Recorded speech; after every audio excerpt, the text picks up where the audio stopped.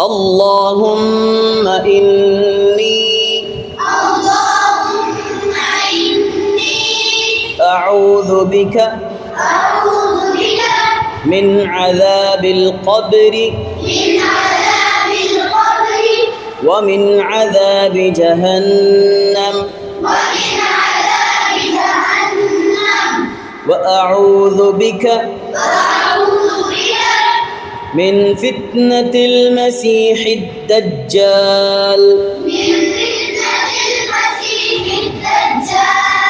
وأعوذ بك من فتنة المحيا والممات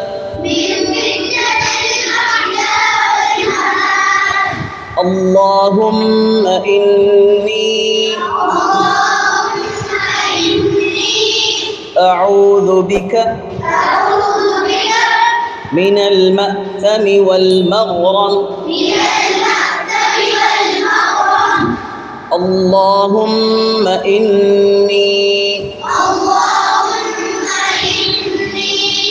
ظلمت نفسي ظلما كثيرا ولا يغفر الذنوب إلا أنت